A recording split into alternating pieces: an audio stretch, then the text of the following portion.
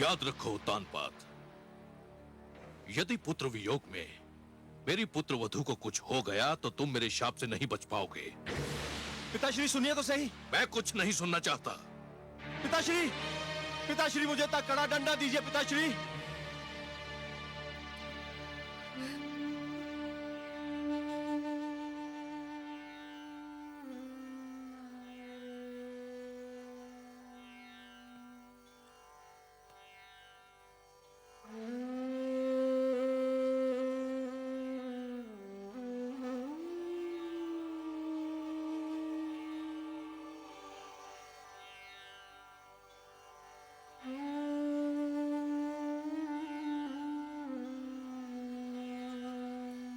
आपने सत्य ही कहा पिताश्री।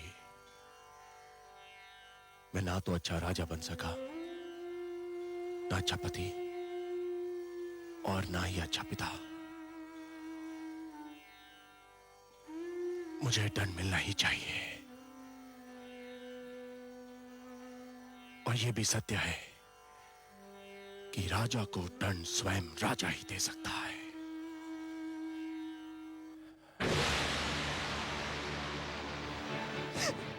नहीं स्वामी, ये आप क्या कर रहे हैं? छोड़ दो, मुझे मर जाने दो।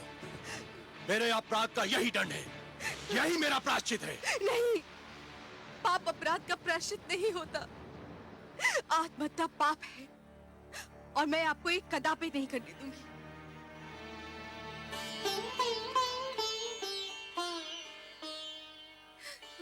क्यों रोका मुझे?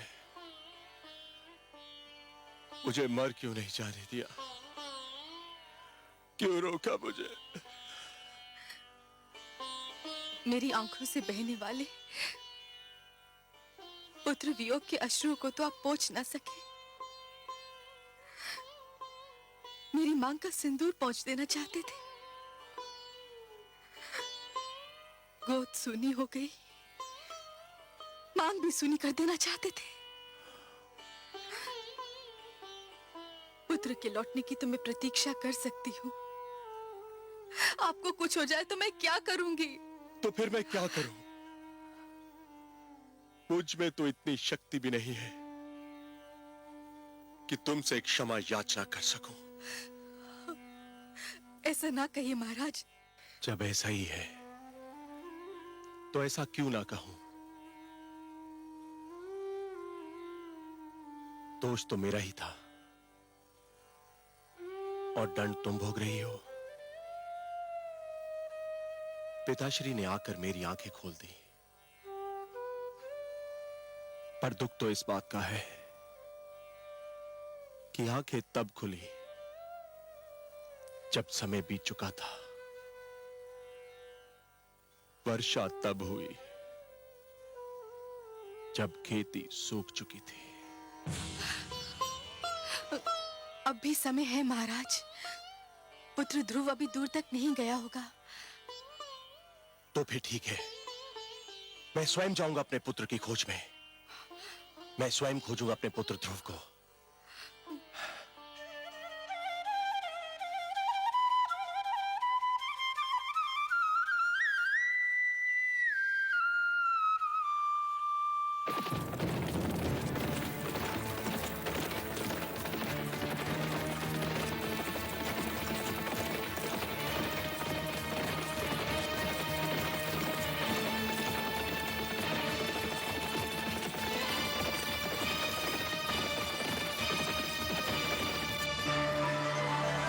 नारायण नारायण।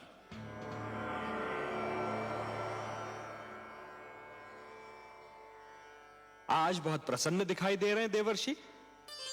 प्रसन्न क्यों न हूं सर्वेश्वर। धरती पर जब कोई अनुपम घटना घटती है तो मन इस प्रकार से खिल उठता है मानो बसंत बयार बहने से मधुबन। और आज तो मैंने वो दृश्य देखा जिसे देखकर मैं आनंद विभोर हो उठा। मुझे ज्ञात नहीं था कि कभी कभी किसी के कड़वे वचन भी कानों में अमृत रस घोल दिया करते हैं। तो अपनी प्रसन्नता हमसे नहीं बांटेंगे देवर्षि? आपसे क्या छिपा सकता हूं? आप तो विश्वव्यापी हैं। परंतु विश्वास कीजिए, आज महाराज मनु ने अपने पुत्र को ऐसी खरी खरी सुनाई कि मेरा मन तो झूम उठा। उत्तानपाद पर सुरुचि की मोह माया का जो रंग चढ़ा हुआ था, वो तो ऐसे उतर गया जैसे बरखा की बौछार पड़ने से वृक्ष पे जमी धूल उतर जाती है। मनु ने वही किया जो एक परिवार के सर्वे सर्वा को करना चाहिए था। नई पीढ़ियां जब अकारण ही आवेश में आकर अपने पूर्वजों के बनाए हुए अच्छे नियम तोड़ने लगे, सुंदर परंपराओं का त्याग करने लगे और अपने संस्कारों से विमुख होने लगे, तो बड़ों का कर्तव्य है कि उन्हें भटकने पर टोकें, पतन से रोकें। जिस प्रकार एक अंकुश मदमस्त हाथी को अनियंत्रित होने से रोकता है, उसी प्रकार बड़ों का उपदेश छोटों को भटकने से रोकता है। परंतु मुझे आश्चर्य तो इस बात पर हुआ कि उत्तानपाद चुपचाप सिर झुकाए अपने पिता की फटकार सुनता रहा। इसमें आश्चर्य की कोई बात नहीं है देवर्षि। जिस प्रकार देर तक सोने वाले को सूर्य की तीव्र किरणें जागने के लिए विवश करती हैं, उसी प्रकार मनु के कटु वचन ने उत्तानपाद को झिंझोड़ना चाहा था। और पुत्र को भी पिता का इसी प्रकार आदर करना चाहिए, क्योंकि पिता ने पुत्र से अधिक जीवन जिया होता है। पिता के अनुभव पुत्र के अनुभवों की तुलना में कहीं अधिक विशाल, अधिक व्यापक और समय की कसौटी पर अधिक खरे उतरे हुए होते हैं। देवर्षि, नवीन पीढ़ियों को भी यह जान लेना चाहिए कि जीवन मार्ग पर उनके पहले के यात्रियों, उनके पूर्वजों के पदचिन्ह उन दीपकों के समान हैं जो उन्हें सही राह दिखाते हैं। मनु ने उत्तानपाद को उचित मार्ग दिखाया। उचित मार्ग? आपकी लीला भी विचित्र है मायापति। आपने ध्रुव को अपनी ही खोज में भेज दिया और उधर महाराज उत्तानपाद ध्रुव की खोज के लिए निकल रहे हैं। और इस बात को आपसे अच्छा और कौन जान सकता है कि ध्रुव का आप तक और उत्तानपाद का ध्रुव तक पहुंचना कितना कठिन है। कठिनाइयां ना हो तो मानव जाति में चुनौतियां स्वीकार करने की क्षमता ही समाप्त हो जाए। हर पग पर सरलता मिली तो मानव जीवन बहुत कठिन हो जाएगा देवर्षि। जूझने दीजिए उन दोनों को अपने संघर्षों से। उन्हें पता तो चले कि जीवन की कठिनाइयों से हर व्यक्ति को स्वयं ही उलझना पड़ता है और स्वयं ही उनके समाधान ढूंढने पड़ते हैं। वह तो ठीक है प्रभु, मुझे महाराज उत्तानपाद की चिंता नहीं है। वो तो ध्रुव की खोज में निकले हैं। ध्रुव किन मार्गों पर जा सकता है, किन क्षेत्रों में जा सकता है, इसका ज्ञान है उनको। उन्हें किसी मार्गदर्शक की आवश्यकता नहीं है। मुझे चिंता ध्रुव की है प्रभु। वो तो आपकी खोज में निकला है। उसे तो अपने नगर के मार्गों का ज्ञान नहीं है, तो फिर क्षीरसागर के मार्ग का क्या ज्ञान होगा प्रभु? प्रश्न यह उठता है कि ध्रुव का मार्गदर्शन कौन करेगा? आप करेंगे देवर्षि। ध्रुव का मार्गदर्शन आप करेंगे। मैं? हां, आप। वैसे भी सारे विश्व को विष्णु का पता तो आप ही बताते हैं। इन तीनों लोकों में आपसे बड़ा मार्गदर्शक और कौन हो सकता है मुनिवर? ध्रुव का मार्गदर्शन आप ही को करना होगा। आपका कथन मेरे लिए आदेश के समान है प्रभु। तो फिर अपना कार्य सिद्ध कीजिए। महादेवी लक्ष्मी भी व्याकुल हैं ध्रुव के लिए। उनकी अशांति दूर कीजिए। किंतु माता हैं कहां? माता है ना। ध्रुव का कष्ट उनसे सहन नहीं हो रहा था देवर्षि, इसलिए धरती पर गई हैं उसे भोजन कराने। परंतु समस्या यह है कि उसे तो भोजन की भूख ही नहीं है। उसे तो केवल हमारे दर्शन की प्यास है, और वह प्यास उसका मार्गदर्शन करके आप ही तृप्त कर सकते हैं मुनिवर। ठीक है प्रभु, यदि आप ये चाहते हैं कि आप भी मेरी परीक्षा लें, तो ऐसा ही सही। मैं चेष्टा करूंगा कि ध्रुव उस मार्ग पर चले जो उसके लिए शुभ हो, मंगलमय हो। नारायण नारायण।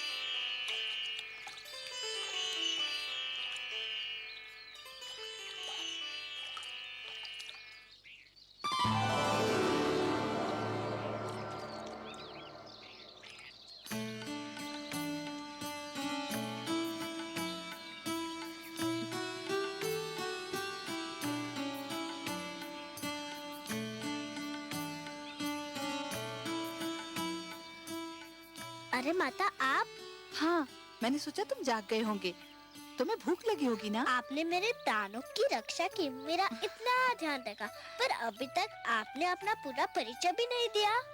कहा ना कि माता हूँ। माता का परिचय क्या? माता तो एक नाते का नाम है, पर जिससे इस नाते का संबंध होता है उसका भी अपना एक नाम होता है। अच्छा, मेरा नाम तो सुनो, मेरा नाम विष्णु प्रिया है। विष्णु प्रिया अर्थात भगवान विष्णु की प्रिया। ये आप भगवान विष्णु की प्रिया है, तब तो आप ये भी जानते होंगे कि भगवान विष्णु कहाँ निवास करते हैं। नाम विष्णु प्रिया होने से कोई भगवान विष्णु की प्रिया थोड़ी ही हो जाती है। और यदि ऐसा होता तो इस समय भगवान विष्णु मेरे साथ होते और तुम्हें उनकी खोज में भटकना नहीं पड़ता। तुम्हारे लिए भोजन लाई हूँ, चलो इसे ग्रहण कर लो। मुझे क्षमा कर दो माँ, मैं जानता हूँ तुम मुझे खिलाए बिना भोजन नहीं करती थी, पर मैं भगवान विष्णु से मिले बिना तुम्हारे पास नहीं आ सकता। लो।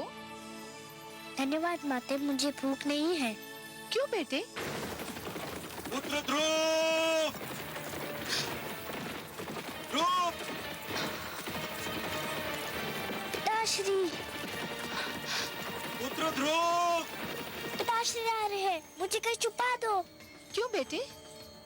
पिताश्री आ रहे हैं, मुझे देख लिया तो मुझे घर पकड़ ले जाएंगे। मैं घर जाना नहीं चाहता, मुझे कहीं छुपा दो माते, मुझे कहीं छुपा दो। चलो चलो मेरे साथ। ध्रुव!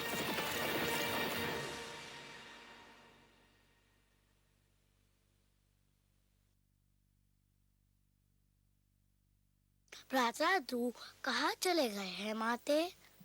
जहां भी गया हो, तुझे क्या करना है?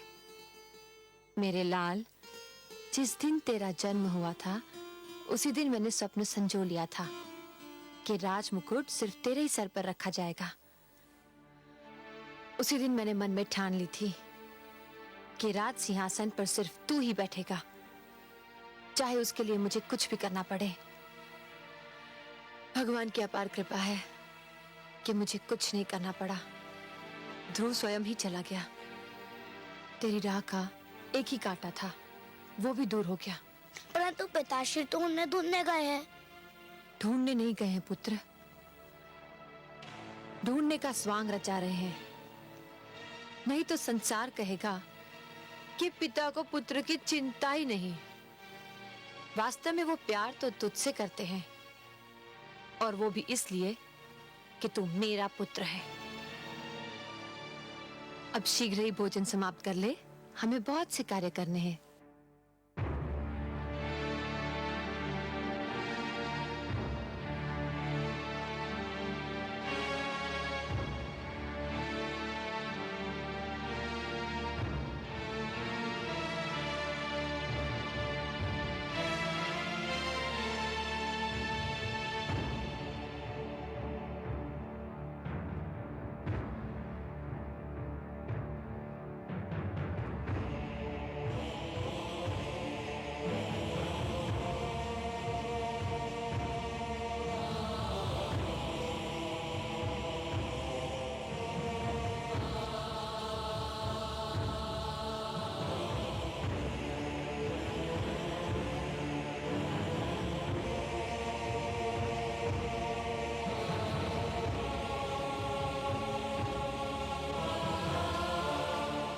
मैं आपसे क्षमा मांगने आया हूं राजगुरु।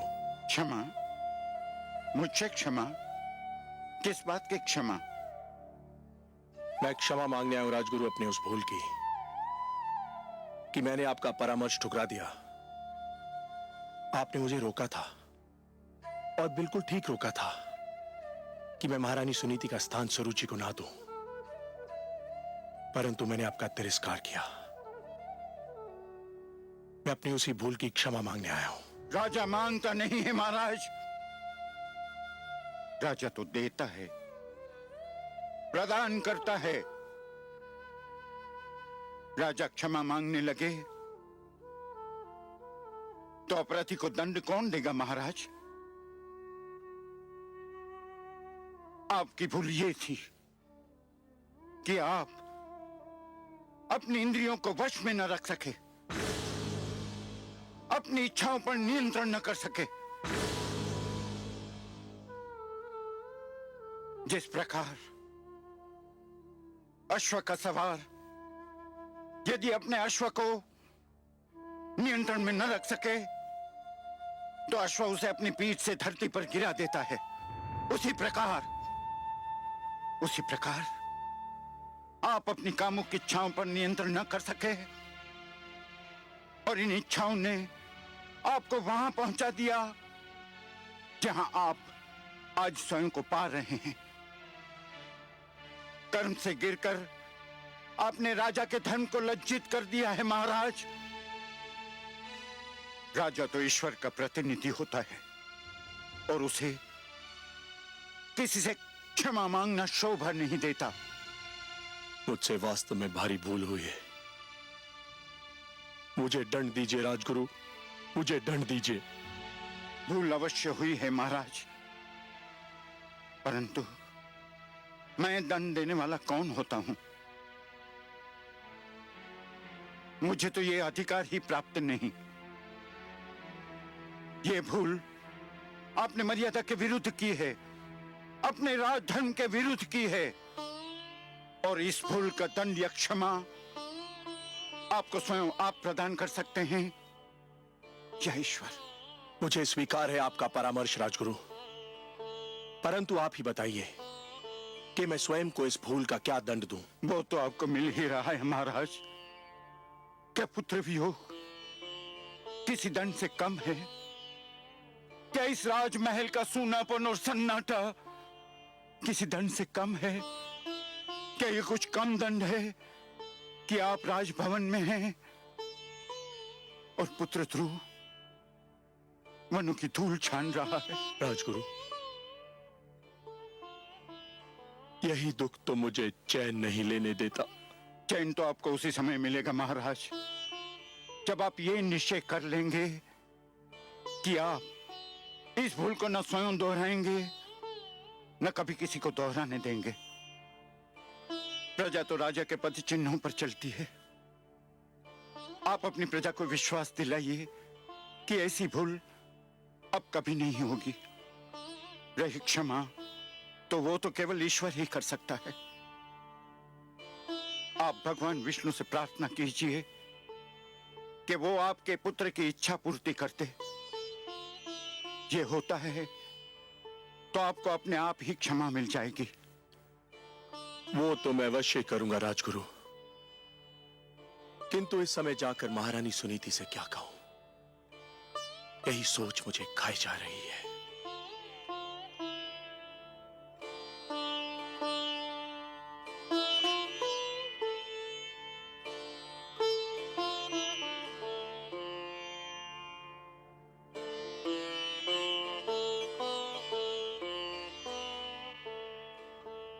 कुछ तो खा लीजिए महारानी जी। इसे ले जाओ दासी, मुझे भूख नहीं है। कब तक आप भूखी रहेंगी महारानी जी? कुछ तो खा लीजिए ना।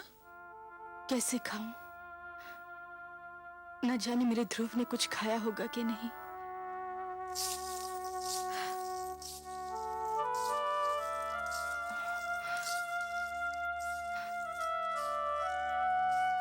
मेरा पुत्र महाराज? नहीं, कहीं नहीं मिला। मैंने सारा क्षेत्र छान मारा, उसका कहीं पता नहीं चला।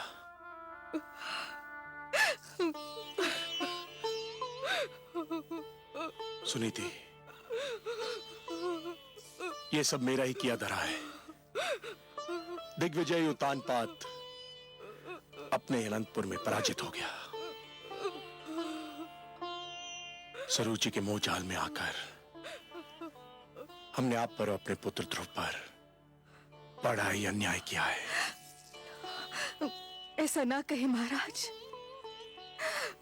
ये सब मेरे भाग्य का खेल है। एक बार और चेष्टा करके देख लेते हैं। इस बार मैं भी आपके साथ चलूंगी। वनों में, पहाड़ियों में, घाटियों में, हर जगह उसे पुकारूंगी। कभी तो सुनेगा अपनी माँ की करुणा भरी पुकार, कभी तो सुनेगा। एक महारानी होकर आप भटकती फिरे। नहीं, ये उचित नहीं है। महारानी सुनीति एक कदापि उचित नहीं है। एक महारानी के लिए उचित नहीं, एक माँ के लिए तो उचित है। पुत्र ठोकरे खाता फिर रहा हो तो माँ को महल में चैन कैसे मिलेगा? देर हो गई तो वह हमसे और दूर चला जाएगा। चलिए महाराज, चलिए।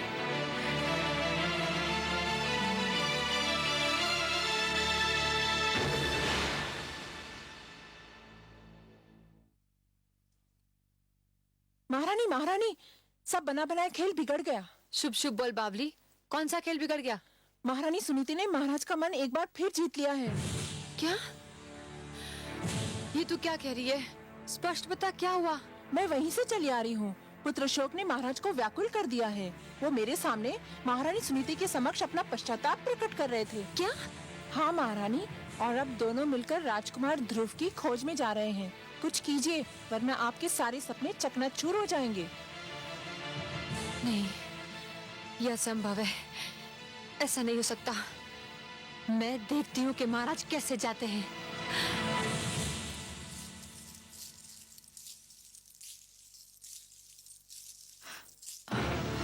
आप कहाँ जा रहे हैं महाराज? क्यों? क्या मुझे कहीं जाने के लिए तुम्हारी आज्ञा की आवश्यकता है? हम अपने पुत्र को ढूंढने जा रहे हैं, जो केवल तुम्हारे कारण राजमहल छोड़कर चला गया है। हम दोनों मिलकर अपने पुत्र को ढूंढेंगे। ये अचानक पुत्र मोह कैसे उमड़ा है महाराज? पिताश्री ने आकर मेरे नेत्र खोल दिए हैं। मुझे आज ज्ञान हुआ है कि परिवार में पिता का क्या महत्व होता है। मैं भटक गया था, पिताश्री ने मुझे सत्य का मार्ग दिखाया है, और अब मैं इस मार्ग को कदापि नहीं छोड़ूंगा। कान खोलकर सुन लीजिए महाराज, मैं आपको कहीं नहीं जाने दूंगी। तू मुझे जाने नहीं देगी? तू रोकेगी मुझे? हाँ, मैं रोकूंगी आपको, क्योंकि मैं आपकी पत्नी हूँ। तू पत्नी नहीं, पत्नी के रूप में हमारे परिवार के सुख चैन, हमारी एकता और हमारे प्रेम की शत्रु है। महाराज, तू उस चमकती रेत के समान है जो प्यासे यात्री को दूर से जल तो दिखाई देता है, परंतु पास आने के बाद पता चलता है कि वो जल नहीं, केवल रेत है। पिताश्री ने आकर मुझे इस मोह जाल से मुक्त कर दिया है। तेरे मोह में फंसकर मैं अपनी देवी समान धर्म पत्नी को भूल चुका था, अपने आप को भूल चुका था। तो ये कहिए ना कि सुनीति ने अंत में आप पर अपना रंग जमा ही लिया। मैं सब समझती हूँ, इसी ने आपको मेरे विरुद्ध भड़काया है। ये बेचारी शोक की मारी किसी को क्या भड़काएगी? इसके मन में तो पुत्र वियोग की अग्नि दहक रही है। पर तू क्या जाने इस दुख को? यदि तेरा उत्तम कहीं चला गया होता तो तुझे ज्ञान होता कि पुत्र वियोग क्या होता है। ये आप क्या कह रहे हैं महाराज? भगवान के लिए इतने अशुभ बोल अपने मुंह से ना बोलिए। भगवान ना करे कि वो कहीं चला जाए। वो केवल आपका ही नहीं, मेरा भी पुत्र है। उसने मेरी कोख से जन्म नहीं लिया तो क्या हुआ? माता कहकर तो वो मुझे भी पुकारता था। मैं तो यही सोचती थी कि ध्रुव के जाने के बाद उत्तम ही हमारे घर का दीपक है। ध्रुव को तो मैं खो चुकी हूं। उत्तम भी अगर कहीं चला गया तो हमारा क्या होगा? देख लिया तुमने, ये है माता, ऐसी होती है ममता। और एक तुम हो कि ध्रुव हरदम तुम्हारी आंखों में कांटे के समान खटकता रहता था। तुम यही चाहती थी ना कि ये राजमहल तुम्हारा हो जाए, यह ऐश्वर्य तुम्हारा हो जाए, मेरे राजकोष, मेरे सिंहासन पर तुम्हारा अधिकार हो जाए। तो ले, मैं सब कुछ तुम्हें देता हूं और सुनीति को लेकर अपने पुत्र की खोज में जा रहा हूं। यदि वो हमें ना मिला तो हम भी लौट कर नहीं आएंगे। तू बिठा ले अपने पुत्र को राज सिंहासन पर और जैसे चाहे वैसे राज कर। हम जा रहे हैं। चलिए महारानी सुनीति। महाराज,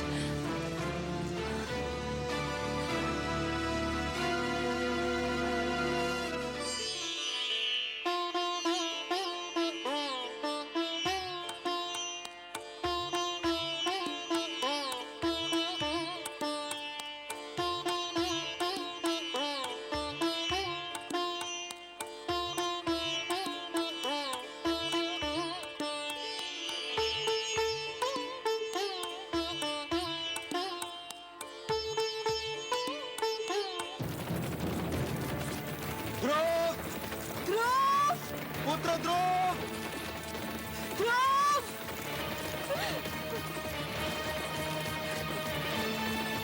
पुत्र ध्रुव! ध्रुव! ध्रुव! ध्रुव! पुत्र ध्रुव!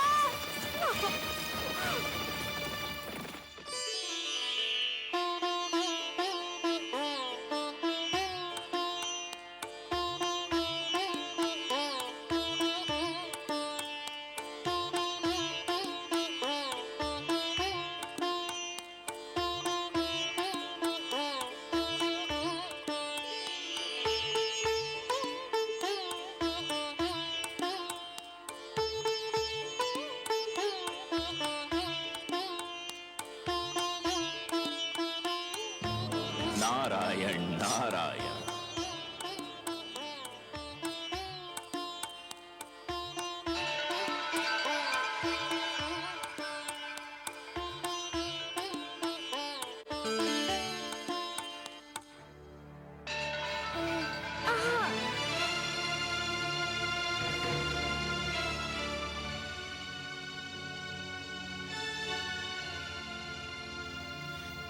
बालक, आप कौन है महात्मन?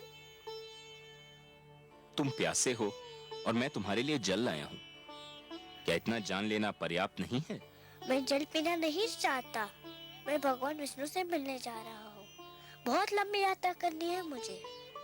जल नहीं पियोगे तो लंबी यात्रा कैसे करोगे? धर्म की साधना के लिए शरीर की रक्षा करना बहुत आवश्यक होता है बालक। लो, थोड़ा सा जल पी लो।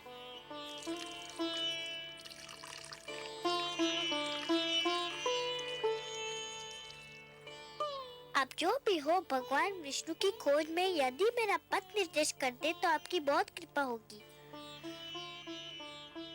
तुम जितने कोमल हो पुत्र, तुम्हारा संकल्प उतना ही कठोर है। इस कड़ी धूप में कुम्हला जाओगे। मेरी बात मानो पुत्र, घर लौट जाओ। मैं तो समझा था कि आप मेरा मार्गदर्शन करेंगे। मार्गदर्शन ही तो कर रहा हूँ। देखो, यहाँ से एक मार्ग तुम्हारे घर की ओर भी तो जाता है। वो भी मिलता है, मुझे घर लौट जाने को कहता है। कोई भी भगवान विष्णु का पता नहीं बताता। मैं उनसे मिले बिना घर नहीं जाऊंगा। ये जानकर भी नहीं कि तुम्हारी खोज में तुम्हारे माता पिता दिशाएं छान रहे हैं। आपको किसने बताया? मैं तो तुम्हें भी बता सकता हूँ। बता क्या, मैं तो तुम्हें दिखा भी सकता हूँ। देखना चाहोगे? देखो। माते! संभलिए महाराज। आप कौन है? आप मेरे माताजी के पास ले जा सकते हैं, तो फिर भगवान विष्णु के पास भी ले जा सकते हैं। मुझे बताइए आप कौन है? मैं नारद हूँ बालक, देवर्षि नारद। बारंबार प्रणाम आपको करता हूँ देवर्षि नारद।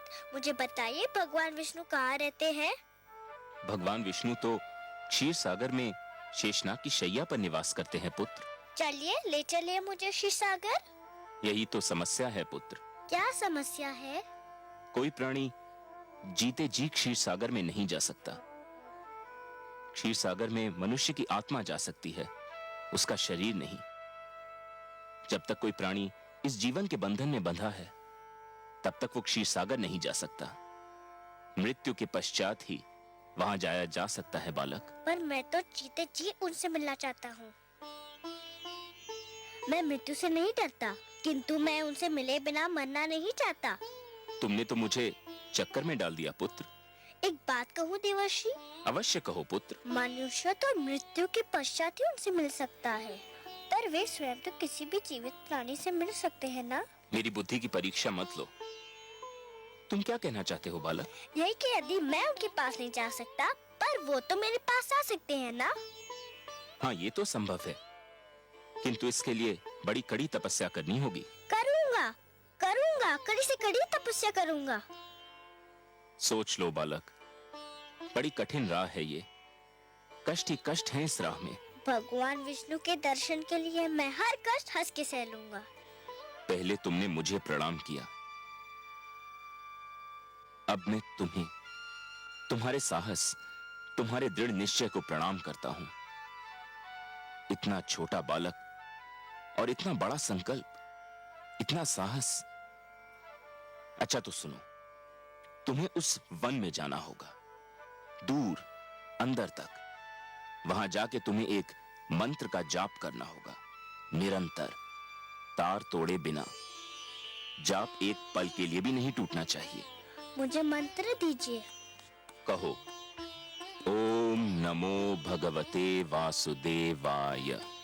ओम नमो भगवते वासुदेवाय। ओम नमो भगवते वासुदेवाय। ओम नमो भगवते वासुदेवाय। ओम नमो भगवते वासुदेवाय। ओम नमो भगवते वासुदेवाय। ओम नमो भगवते वासुदेवाय। ओम नमो भगवते वासुदेवाय। ओम नमो भगवते वासुदेवाय। ओम नमो भगवते वासुदेवाय। देवर्षि,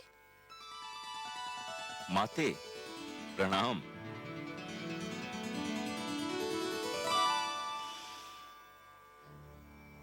माते, क्या मुझसे कोई भूल हो गई है? आप मुझे कुछ रूठी रूठी सी दिखाई दे रही हैं। हाँ, मैं आपसे बहुत क्रोधित हूँ। आप भी कभी कभी ऐसे उल्टे सीधे काम करते हैं कि मन करता है आपसे कभी बात ही न करूं। मगर माते, नियम तो यह है कि दंड देने से पहले अपराध करने वाले को उसके अपराध के बारे में बताया जाता है। आपने तो मुझे अभी तक नहीं बताया कि मेरा अपराध क्या है। आपसे उत्तर नहीं बन पा रहा है, इसके लिए बातें बना रहे हैं। मैं पूछती हूँ, उस छोटे से बालक को इतने घोर वन में भेजने की क्या आवश्यकता थी, जहाँ हर पग वन्य पशुओं और विषैले सर्पों का संकट है? ओह, तो माता मुझसे इसलिए रुष्ट हैं कि मैंने ध्रुव को वन में क्यों भेज दिया? और नहीं तो क्या, मंत्र का जाप ही तो करना था। वो तो ध्रुव वहाँ भी कर सकता था जहाँ आप उसे मिले थे। एक कोमल काया को इतना बड़ा कष्ट देने की क्या आवश्यकता थी? परंतु माते, जहाँ मैं ध्रुव से मिला था वह एक खुला क्षेत्र था। तो क्या हुआ? नारायण नारायण। माते, आपको तो पता है कि ध्रुव के माता पिता उसकी खोज में निकल चुके हैं। हाँ, मैं जानती हूँ। माते, किसी खुले क्षेत्र में ध्रुव उनकी दृष्टि से बच नहीं पाता। कभी न कभी वह उसे देख ही लेते।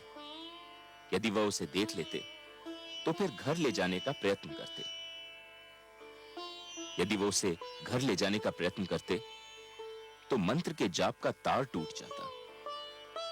यदि मंत्र के जाप का तार टूट जाता तो ध्रुव की तपस्या भंग हो जाती, और यदि ध्रुव की तपस्या भंग हो जाती तो भगवान विष्णु से मिलने की उसकी मनोकामना पूर्ण न हो पाती। इसलिए मैंने उसे एक ऐसे स्थान पर भेज दिया है जहां उसे कोई देख न सके। माते, ठीक है, किंतु तुम जानते हो ना कि ध्रुव मुझे कितना प्यारा है। यदि उसे कोई हानि पहुंची तो? माते, मैं उसके भाग्य के लिखे को तो नहीं बदल सकता। मैंने तो वही किया जो मुझे इन परिस्थितियों में उचित लगा। क्या अब भी आप मुझसे रुष्ट हैं? नहीं, परंतु संतुष्ट भी नहीं हूँ। एक बात कहूं माते? कहो। आप जब भी क्रोधित होकर मुझे डांटती हैं तो मुझे बहुत आनंद मिलता है। मुझे यूं लगता है मानो किसी सुंदर मधुवन से मुझ पर फूलों की वर्षा हो रही हो। नारायण नारायण।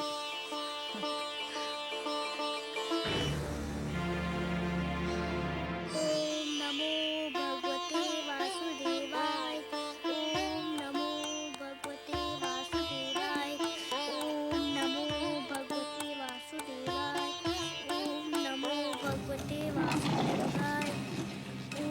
नमो भगवते वासुदेवाय।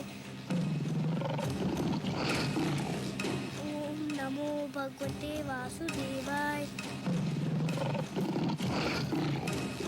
ओम नमो भगवते वासुदेवाय।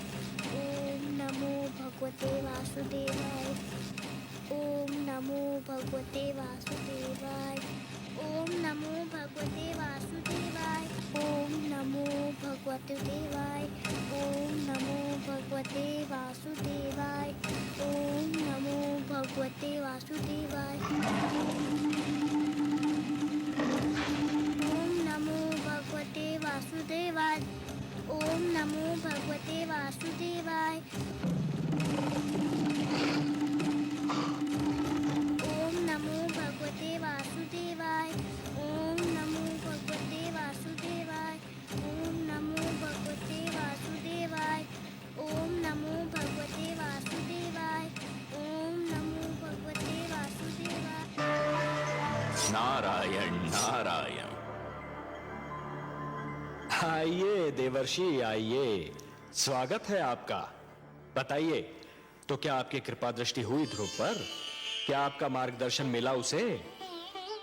ध्रुव का मार्गदर्शन आपने भी किसके पास भेज दिया था मुझे? वो बालक है ना, न जाने किस मिट्टी का बना हुआ है। देखने में तो छोटा सा है, परंतु संकल्प इतना दृढ़ कि बड़े बड़ों की बुद्धि चकरा जाए।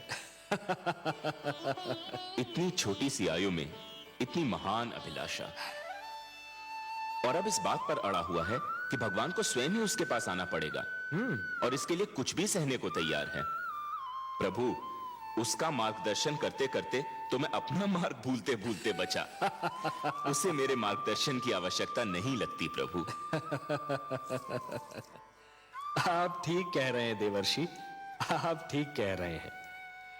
पतंगा जब दीपक पर अपना सर्वस्व न्योछावर करने की ठान लेता है तो केवल एक ही वस्तु उसका मार्गदर्शन कर सकती है, दीपक की लौ और उस पर मर मिटने की इच्छा। फिर यही उद्देश्य उसका पूर्ण जीवन बन जाता है। ध्रुव के मन में जिस संकल्प ने जन्म लिया है देवर्षि, उस संकल्प की पूर्ति के लिए उसका मार्गदर्शन भी वही संकल्प करेगा। उस संकल्प के अतिरिक्त और कोई उसका मार्गदर्शन कर ही नहीं सकता। एक बात पूछने को मन कर रहा है जनार्दन। तो संकोच क्यों कर रहे हैं देवर्षि? पूछिए ना। हे विश्वेश्वर, जब ध्रुव के संकल्प से ही उसका मार्गदर्शन होना था, तो फिर उसके मार्गदर्शन के लिए आपने मुझे क्यों भेजा? यदि चंद्रमा उदित ही न हो देवर्षि, तो अंधियारी रात्रि के यात्री को कौन बताए कि उसकी यात्रा किस दिशा में होनी है? आपने चंद्रमा बनकर ध्रुव की आकांक्षा को दिशा दे दी देवर्षि। यह कोई साधारण और सरल कार्य नहीं था। मैं जानता था कि यह कार्य केवल आप ही कर सकते हैं देवर्षि, केवल आप, क्योंकि आप सृष्टि के सबसे श्रेष्ठ मार्गदर्शक हैं। जो आपने किया वो केवल उचित ही नहीं था, बल्कि सराहनीय भी था। आपकी सराहना के लिए बहुत बहुत धन्यवाद नारायण। किंतु माता लक्ष्मी कभी मुझे सराहें, लगता है ये मेरे भाग्य में नहीं लिखा है। मैं जानता हूं देवर्षि, आपने जो किया उससे माता लक्ष्मी यदि रुष्ट नहीं तो संतुष्ट भी नहीं है। यही कहना चाहते हैं ना आप? आपसे क्या छिपा है अंतर्यामी। हां, माता मुझसे अप्रसन्न है। वो विवश है देवर्षि, अपनी ममता के कारण विवश है वो। उनसे तो किसी की पीड़ा नहीं देखी जाती, और फिर ये पीड़ा तो उसकी है जिसे उन्होंने स्वयं अपना पुत्र मान लिया है। इसलिए आप पर थोड़ा सा क्रोधित हो गई थी। और फिर क्रोध का प्रदर्शन भी तो अपनों से ही किया जाता है ना देवर्षि। आपको अपना समझती हैं, आप पर कृपालु हैं, इसलिए कभी कभी आप पर अपने क्रोध के पुष्प भी बरसाती रहती हैं। आपको भी तो आनंद मिलता है इससे। आपने मेरे मन की बात कह दी प्रभु। सच पूछिए तो माता के मुख से यदि कटुवचन भी निकले तो उनसे मधु की बूंदें टपकती दीख पड़ती हैं। किंतु माता अभी देवलोक लौटी नहीं क्या? ममता चिंता का दूसरा नाम है। आपने तो ध्रुव को भेज दिया वन में, अब माता का मन तड़प उठा कि कहीं वन के पशु उसे कोई हानि न पहुंचा दे। इस समय वो ध्रुव की रक्षा का प्रबंध करने शिव भार्या पार्वती से मिलने कैलाश पर्वत गई।